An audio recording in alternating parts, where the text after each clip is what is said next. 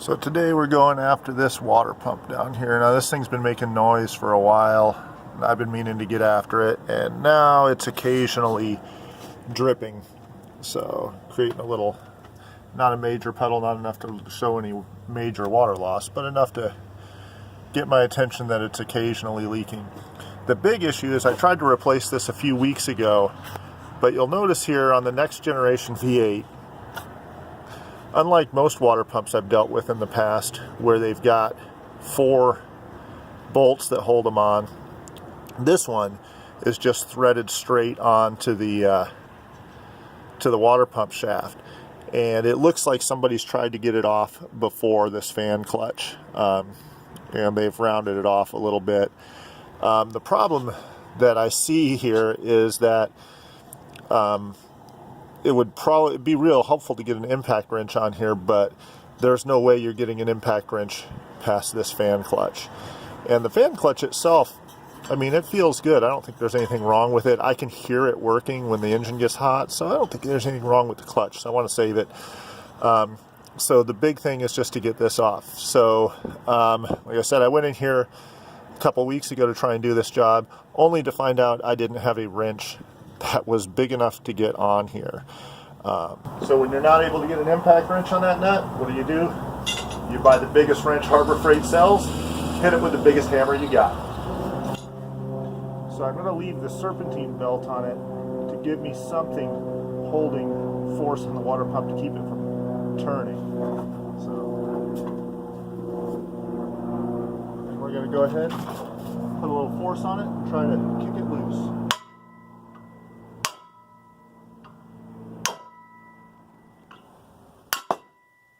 Whoa, that did it.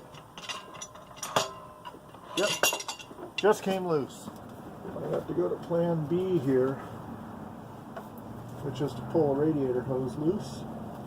But we'll give it a little last shot here.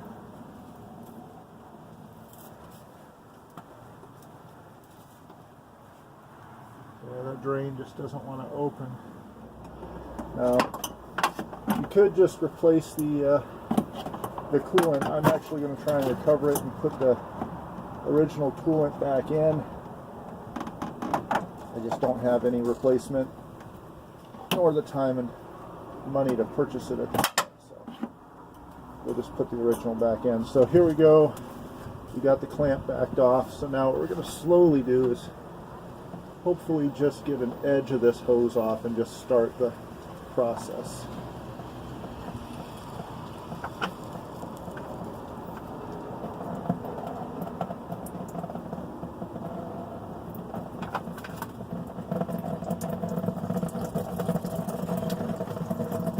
There we go.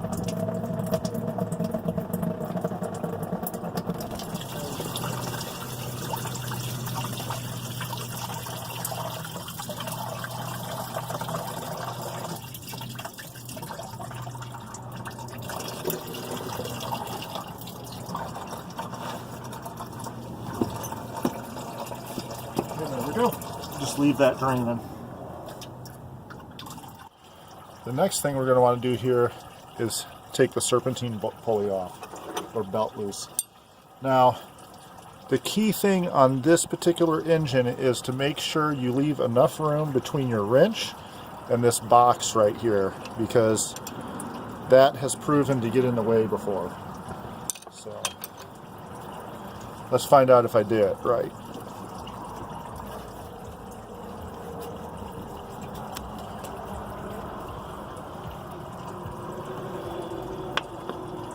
And nope, as usual I don't, but this time I used a double wrench method, which left me enough room.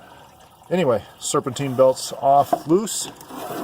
We can take it off the engine and get it out of our way. On to the next part. Alright, let's get to pulling some bolts. I can still hear water coming out of the bottom, so I'm going to go ahead and start with the top bolts. So hopefully if there's any water above this line, it will leak out first and then I can stop. But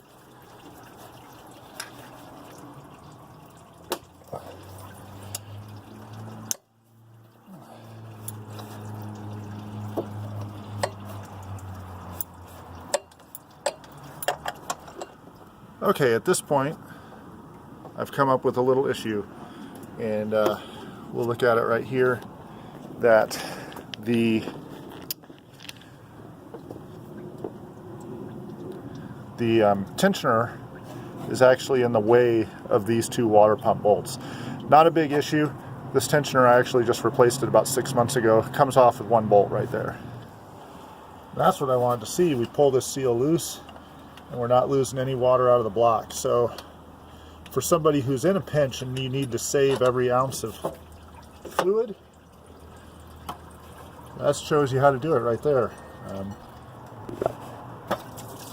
Okay, there's some water in there that we're losing, but there was bound to be some. So when you pull it out, you're going to want to make sure it matches. You know, that the impeller depth looks about the same, which it does in this case. That the water pump layout looks all the same. You're just going to want to make sure it looks like the right job. One difference between the two, this one has a metal impeller, this one has a plastic impeller, the stock one. I actually specifically ordered it that way. You could order it both ways. Just take a couple seconds here and just try to dry off and clean up this surface. Nice thing is just using a rubber seal like that, there's no real gasket material to clean off. So this is a pretty simple job here. Just want to get all the dirt and gunk off it, just so the new one seals up nicely. Lifting the water pump into place so that this thread's straight. You definitely, you know, with aluminum it's so easy to cross thread. You just don't want to do it. So make sure you get everything started nice and cleanly and in there by hand before you throw a wrench on anything. Now, a good rule of thumb when you're doing serpentine belts is if you don't remember how to put them on, or you didn't take a picture or anything like that, is if a pulley is smooth, it goes on the back side of the belt. If it's grooved, it goes on the front side of the belt. So, and that'll help you determine your belt routing path if you didn't write it down anywhere. This one in particular, the first time I did it, it did confuse me a little bit because I didn't write it down. And normally when you're doing V8s, the water pump is driven right after the crankshaft, but in this case it is not. Your belt actually comes up over the air conditioner and then goes down to the water pump before coming back up to the alternator. So once you've got it everything set, where it's on all the pulleys properly, then you can grab your wrenches and go after this tensioner.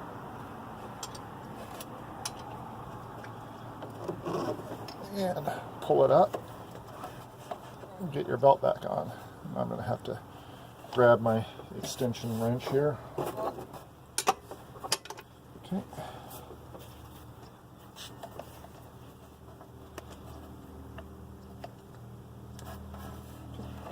There we go. Easy peasy.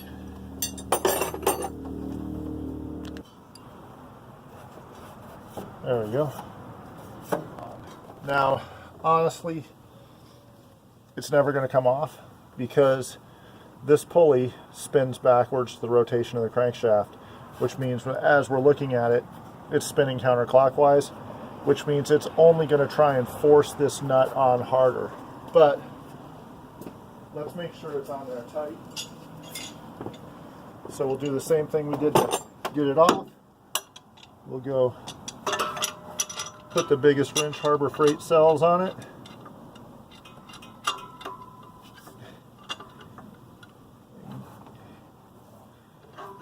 And actually reset it after getting it a little tighter there.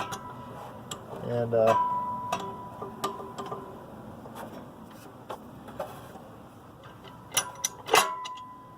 smack it with the biggest hammer I got.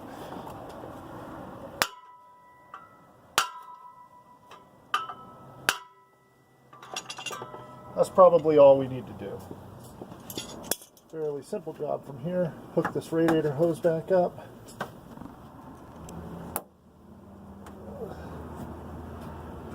There we go. Okay. Clamps back on. Okay, there is a very important thing you have to know about the cooling system on a next generation V8. That is, you can get air trapped in the top end of this engine. And if you do that and you don't bleed it properly, then you're going to destroy the engine, overheat it, crack heads, do all that wonderful stuff.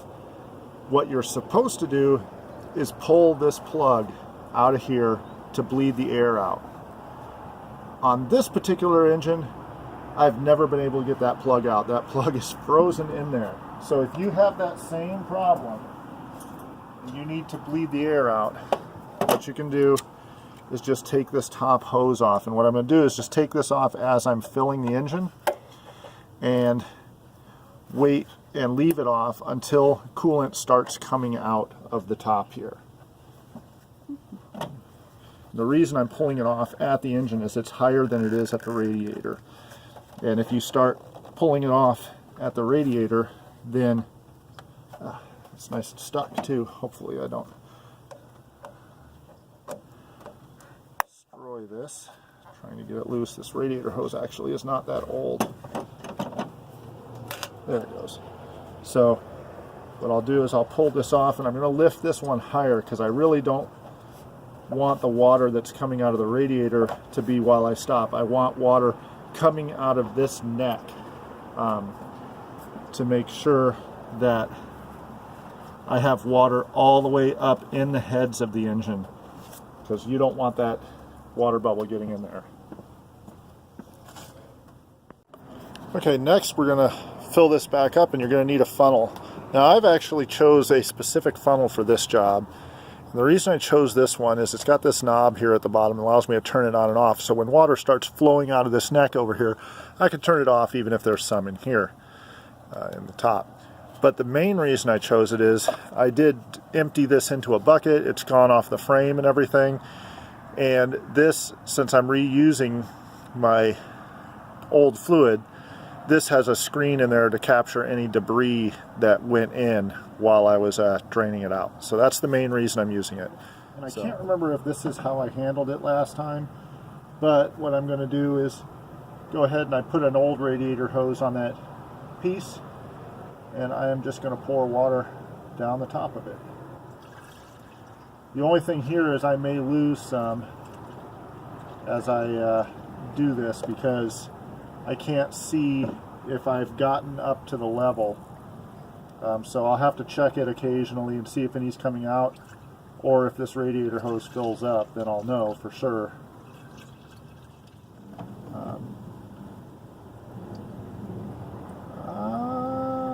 That's continuing to leak. I think we have finally topped the engine off.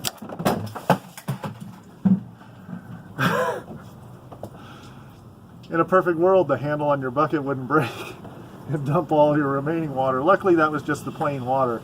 Wouldn't dump all your remaining water out on the ground. I gotta love Arizona.